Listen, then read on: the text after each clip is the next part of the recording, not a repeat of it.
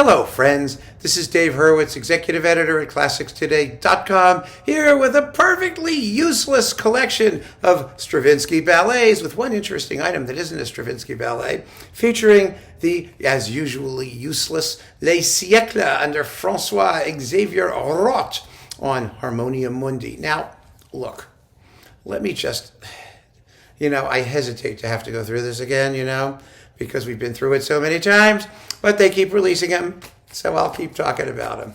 First, what is the point of doing Stravinsky ballets on period instruments when you have the people who did the premiere of these ballets, like Pierre Monteux, and you have Stravinsky himself making recordings of the Firebird, Petrushka, and the Rite of Spring in glorious stereo, or very good mono, with modern orchestras on modern instruments, thereby proving, A, that Stravinsky was perfectly content to use modern instruments and modern orchestras. You don't see him running around screaming at the players going, no, in my day at the premiere, they had a double B-flat sousaphone and horns with discounted rotary bivalves, and I mean, you just don't hear that.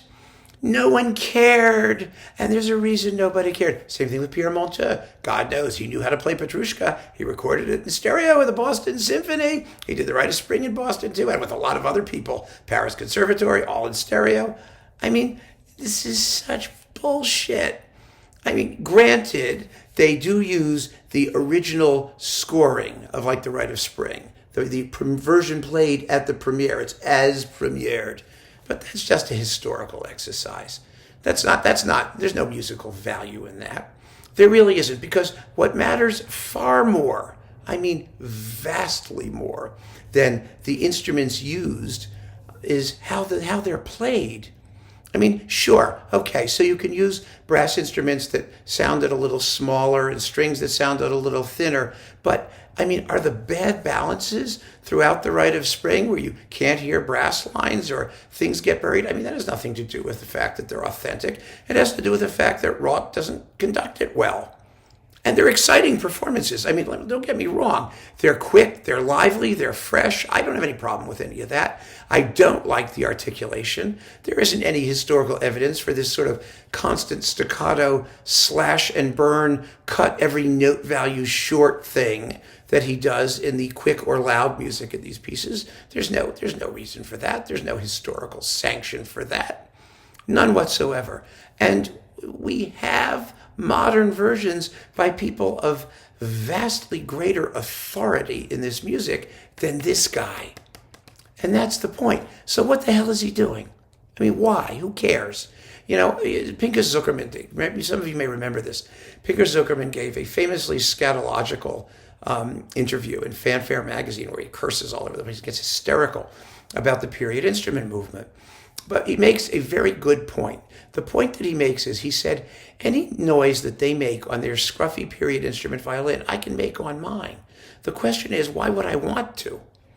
What's the point of it? It sounds horrible. I mean, we don't do it. But even beyond that, the difference between 1910 and 1960, 50 years, let's say, or 40 years. Remember, Alcerme was around then. He recorded all this stuff multiple times too. Nobody wanted to go back to what this guy claims is the sound of those orchestras, which leads me to believe that what he claims about the sound of those orchestras is complete nonsense. I mean, of course it is. It's just ridiculous. However, there is one work on here which is fun. It's called Les Orientales, the Oriental things, the Orientals. It's a divertissement by Fokine, which was first performed on 25 June 1910 at the Paris Opera. And it's a pastiche. It consists of music by Glazunov, bits of Raymonde and the Seasons, including the Bacchanal, or a bit of it, Sinding, Arensky, and Grieg from his lyrics pieces, orchestrated by various people, and stuffed together in a short, 20-minute long little ballet tchotchke. That's cute. I like those things. I like those pastiche things where different composers slam together bits of stuff from all kinds of different places. I think that's a lot of fun. And that I enjoyed listening to. I mean, the issue of the instruments didn't matter because it's not well-known music, number one. Well, not all of it is well-known. And there aren't competing recordings. And so, you put up with it. And it's okay. It doesn't sound bad in and of itself. It really doesn't. I have to be honest. I'm not saying it's bad from a listening point of view. It's stupid from a conceptual point of view. It's stupid from an intellectual point of view. It's dishonest from an intellectual point of view, in a sense. So, there's that. But the performances themselves are sort of light and swift and inconsequential and okay. And this little divertissement is charming. It's lovely. It's nice to have. It's why I would not even hang on to this thing. Who knows?